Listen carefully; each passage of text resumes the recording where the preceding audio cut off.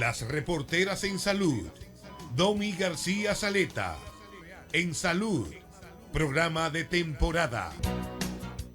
Regresamos con las reporteras en salud. En esta ocasión cumplimos al inicio con lo que es el tema de salud.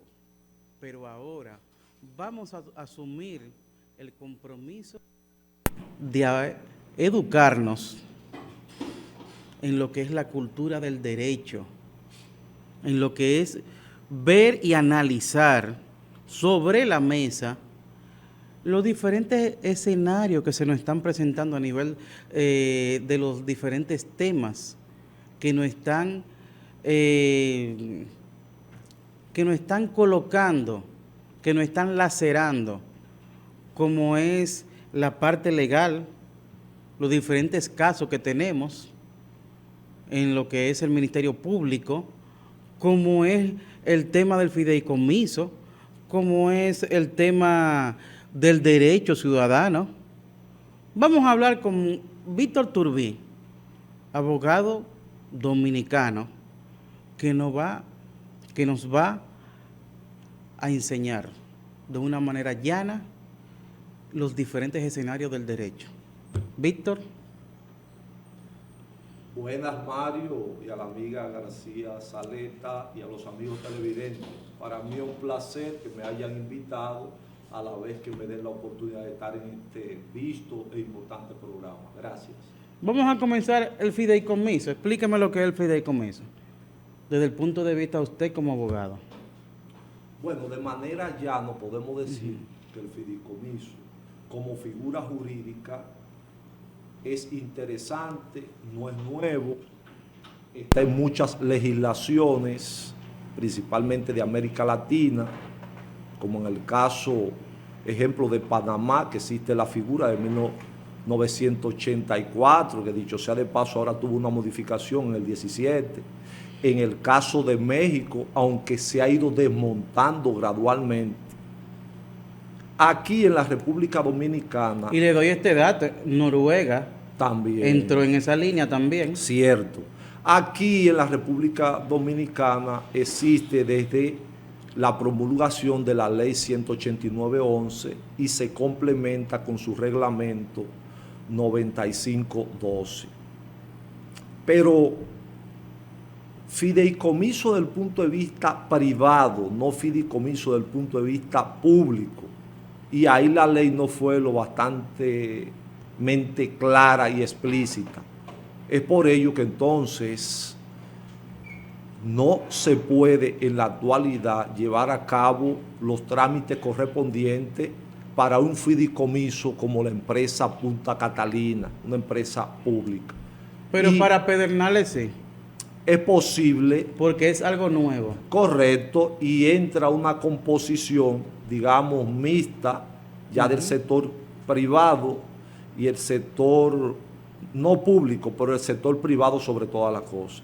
El fideicomiso que se estuvo planteando con la termoeléctrica Punta Catalina, hay que recordar, Mario, que es una empresa estatal del Estado, que el sector privado, por supuesto, no ha puesto un chele de palmita. Que al principio no quiso tampoco participar. No lo quiso. Entonces, sí quiere que se agote este procedimiento de fideicomiso a los fines, interpreto yo, que es que el comité que pueda administrar este fideicomiso posteriormente vea que la empresa no es tan rentable, ya deja pérdida, y entonces se proceda de manera formal a la venta.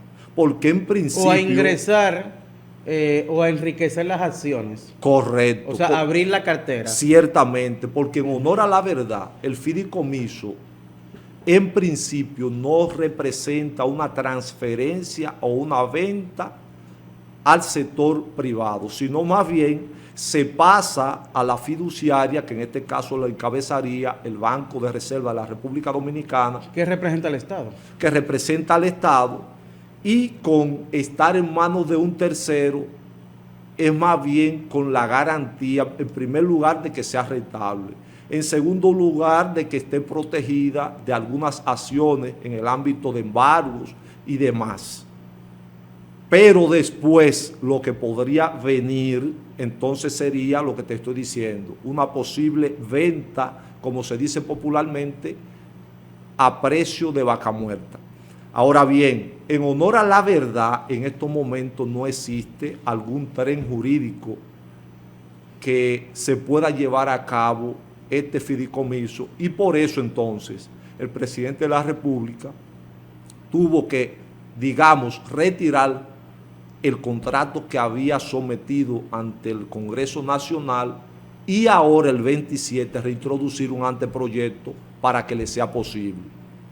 Ahora que usted me dice, me toca el tema del Congreso Nacional, ¿cuál es su opinión de una posible reforma a la Constitución y si hay elementos que se requiera para una reforma constitucional? Bueno, yo soy del parecer, como decía en días pasados, de que tanto en la vida como en el mundo nada es estático. E independientemente de la jerarquía, el nivel, la supremacía de la Constitución, tampoco lo es. Sin embargo, cuando hablamos de una posible modificación constitucional, siempre el requisito esencial es su necesidad. Entonces habría que preguntarse si en la República Dominicana en este momento realmente existe la necesidad del país embarcarse en una reforma constitucional. ¿Cuáles son los pasos para embarcarse en una reforma constitucional? Para que usted lo explique, por favor. Bueno, lo que pasa es que una posible reforma constitucional yo lo veo como un pacto social en donde participan los diferentes actores, se ponen de acuerdo en una aproximación de un objetivo, digamos, colectivo en beneficio de la nación y se hace plasmar entonces en lo que sería la Constitución.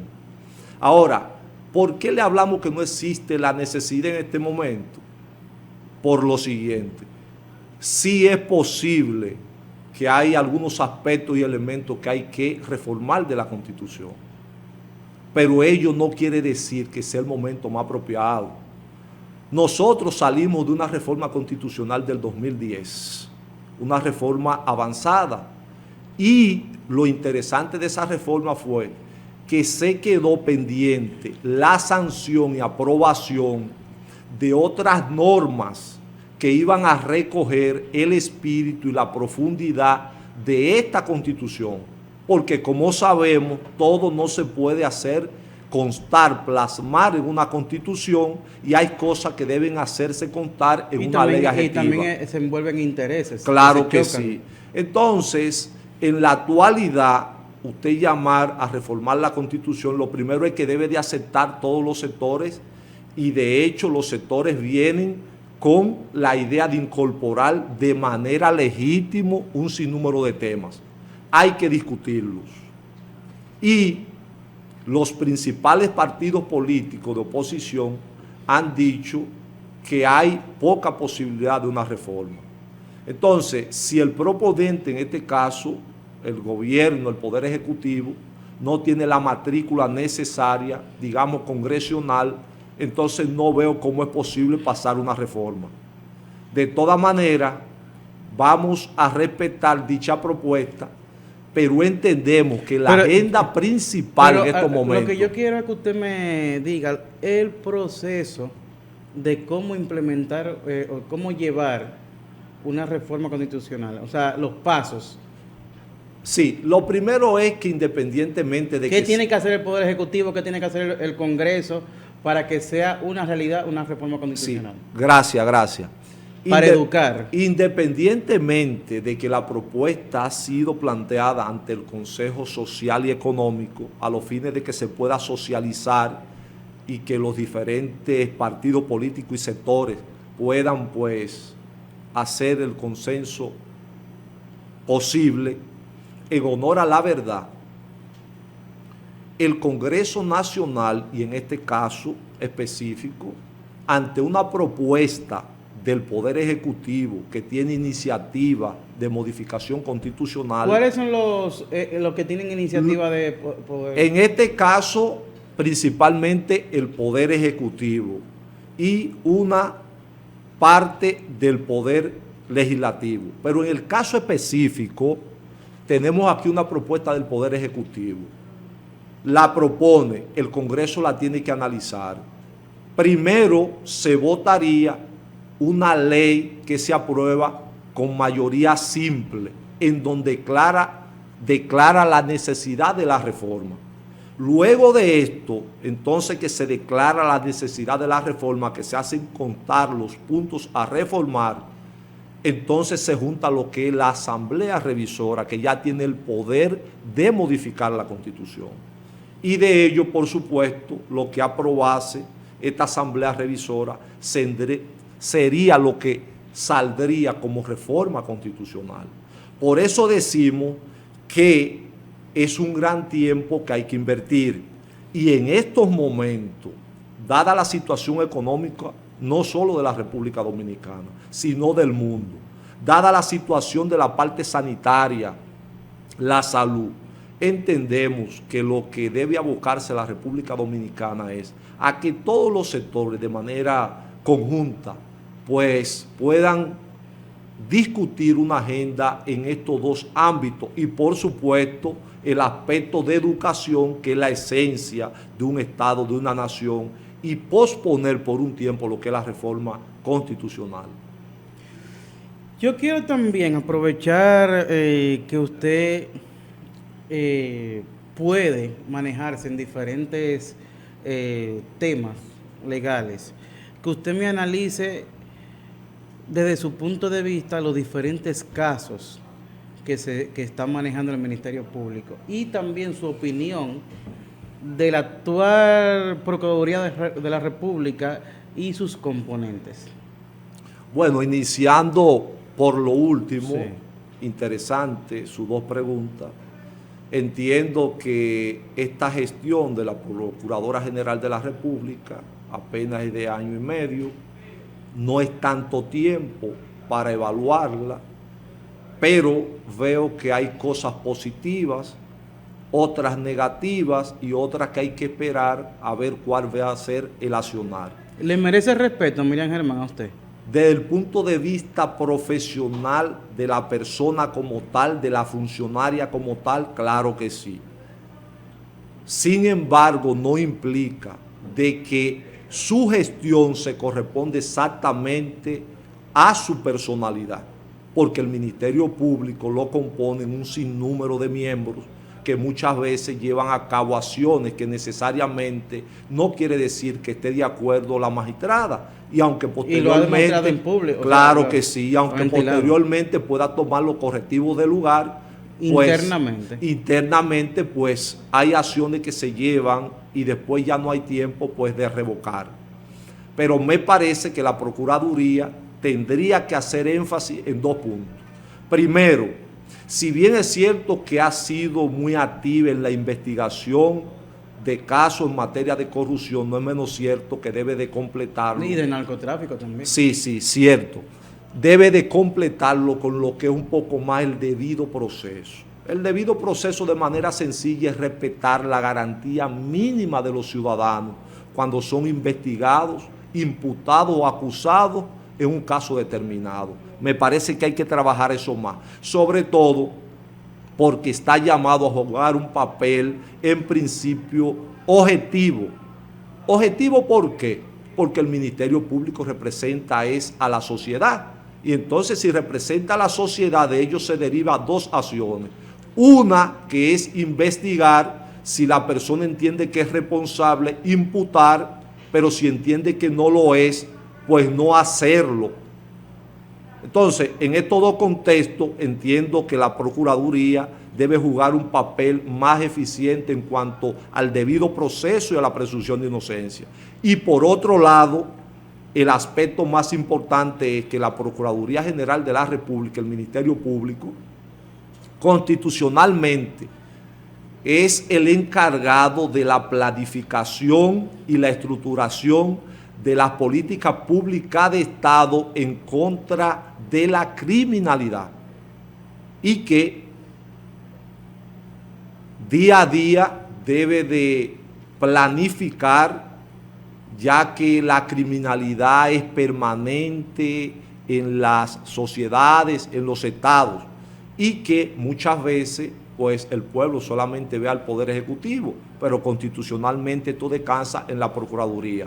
Claro, hay que ver si el Ministerio Público se le está asignando los recursos correspondientes que indica la ley, y si también el Poder Ejecutivo pues colabora con esa política pública de Estado que no puede llevar a cabo el cuerpo, la institución del Ministerio Público como tal. Yo creo que en esto hay que ver una gran verdad, que el Ministerio Público no está colaborando con eso, independientemente de que haga referencia de que quiere un Ministerio Público totalmente independiente.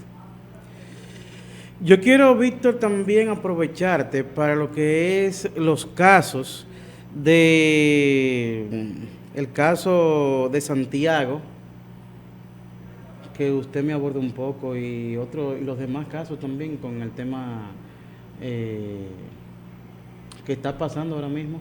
Bueno, hemos visto en los últimos tiempos algunos casos de lavado de activos que se han incrementado un poco en la sociedad, que la Procuraduría está jugando su rol.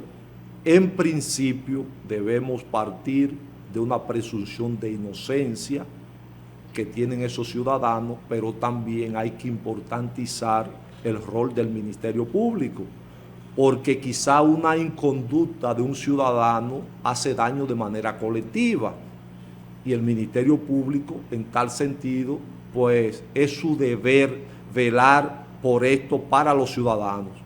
Pero en sentido general están sucediendo algunos casos que en el devenir veremos a ver si el Ministerio Público pues tenía razón, si esos ciudadanos resultarían inocentes o culpables, pero entiendo que son interesantes porque en la sociedad siempre surgen cuestiones que deben ser investigadas y aclaradas por el órgano también se dice, acusador. Mi apreciado Víctor, que organismos internacionales de inteligencia le han venido dando seguimiento, que es por ejemplo el tema de la CIA, el FBI, la DEA, están actuando, y eso es sabido, que actúan con los organismos fiscalizadores en esos diferentes temas del país y junto con la justicia.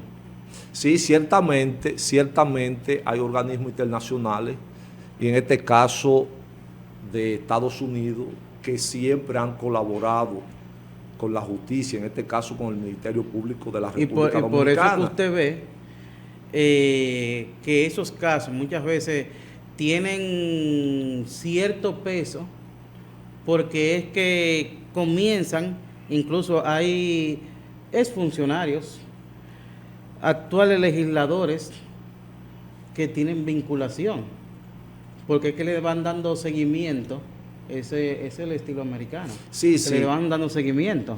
Entonces eso muchas veces al abogado de la parte de la defensa, pero también principalmente de la parte del Ministerio Público, le cae como anillo al dedo, porque le colocan un fardo de prueba que ya él tiene que desarrollarla y complementarla. Sí, es cierto el punto de vista que usted presenta, pero digamos que los estados siempre tienen de alguna manera colaboración, en este caso de organismos internacionales a veces, o de los estados. Estados Unidos casi siempre ha colaborado, y su embajada, con las autoridades dominicanas, en este caso con la Procuraduría General de la República, y hay casos de estos que tienen visos que han podido pues tener alguna relación en suelo norteamericano. O afectar. Claro que sí. Entonces usted con mucha razón, pues es cierto, se hace más énfasis, y además a veces la investigación pues está más robustecida, y ahí pues entonces el Ministerio Público de la República Dominicana pues diríamos se le da una ayuda y pudiera garantizar una mejor investigación. Pero en todo caso, independientemente de que pueda ser con la colaboración de Estados Unidos. Cada caso se debe respetar un debido proceso y partir de una presunción de inocencia. Si ello se cumple, al fin y al cabo lo vamos a pasar por un sedazo. ¿Cuáles son los derechos que tiene el ciudadano que se ve involucrado? ¿Y cuáles son los límites que tiene el Ministerio Público? Precisamente cuando hablamos de esos derechos de los ciudadanos, es ese principio que le he mencionado, el debido proceso, que no es más... ¿Qué significa con el debido proceso? Debido proceso no es más que la garantía mínima que tiene cada ciudadano de defenderse y contar con las herramientas necesarias cuando es objeto de una investigación, de una imputación o una acusación, que es algo innegociable, y el Ministerio Público está en el deber de respetarlo, porque es constitucional. Y si es constitucional, el Ministerio Público, más que deber, también está en la obligación para que los tribunales mañana no le vayan a anular un proceso o no vayan los abogados a presentar ciertas solicitudes de nulidades y ser acogidas por los jueces, pues agotar este procedimiento y darle un tratamiento siempre bajo el principio de presunción de inocencia, no bajo el principio de culpabilidad, porque a veces hay muchos casos que mueven a mucho morbo, y entonces la gente en principio ya todo el que imputan o acusan piensa que es culpable. No, en principio una investigación de un órgano que es una parte de un proceso, que es el Ministerio Público. Pero también usted sabe que muchas veces es un doble filo, que como no se van a encontrar nunca la prueba, pero las personas se pueden dar por entendido de que esa persona insufructuó, se queda, como no me encontraste la prueba, sigo adelante, como el caso de O.J. Simpson, para no hablar del tema sí, local. Sí. Que todo el mundo sabe lo que pasó. No, le entiendo perfectamente, pero en primer lugar, en es esto lo proceso que se aconseja es un debido proceso, claro, porque el debido proceso es beneficioso para todos, para el investigado, para el imputado y para el propio Ministerio Público. Señores, por eso es que uno, como estuve conversando antes de salir al aire, la diferencia entre los diferentes niveles. Tenemos aquí con nosotros a Víctor Turbí, abogado de alto nivel, y por eso es la diferencia del debido proceso, porque usted puede tener muchas veces un abogado que quiera defender, pero si no tiene el nivel, lamentablemente no le va a hacer una buena defensa. Vámonos a nuestra pausa comercial y retornamos en breve con las reporteras en salud. Las reporteras en salud. Domi García Saleta. En salud. Programa de temporada.